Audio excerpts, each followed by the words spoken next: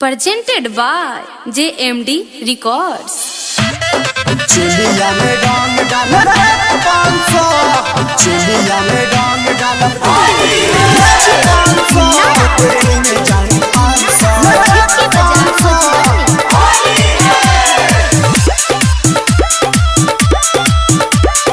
जय मां Durga recording studio. चुलिया में डांग डालब देने जाए 500 आए हाय लहंगा में डांग डालब देने जाए 500 बच के न भाग पैगु सुना गोडी चांस बच के न भाग पैगु सुना गोडी चांस चुलिया में डांग डालब देने जाए 500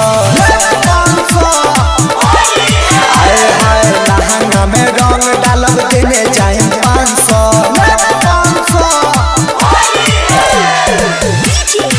चुलिया में रंग डालब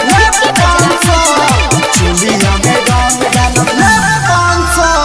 लहंगा में रंग डालब 500 चुलिया में रंग डालब देने जाए 500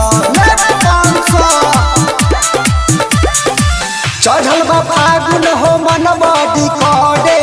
डाले दरंग पिचकारी में भरे बोला न लहंगा में डाले के रे कहो यही पर मामला कदी ही गोरी से कहो सुना हो चढ़ल बा फागुन हो मन बॉडी करे डाले दरंग पिचकारी में भरे बोला न लहंगा में डाले के रे कहो यही पर मामला कदी ही गोडी से कहो 2-3 हजार गोडी ले लो ये डांस आए हाय चुलिया में रंग डालब देने जाए 500 बच के न भाग पैगु सुना गोडी चांस बच के न भाग पैगु सुना गोडी चांस चुलिया में रंग डालब देने जाए 500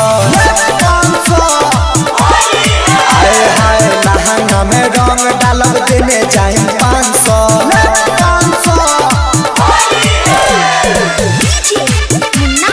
चुलिया में रंग डालब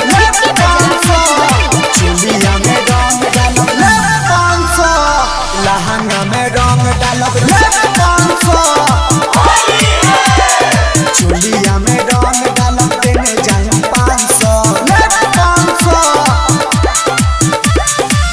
आइला बारू गोडी सहनी जी के टोली डाले दरंग न तो चल जाई गोली माना तू करो नहीं हो जाई बाबाला हो ललका पियर का से रंग दी हम काला हो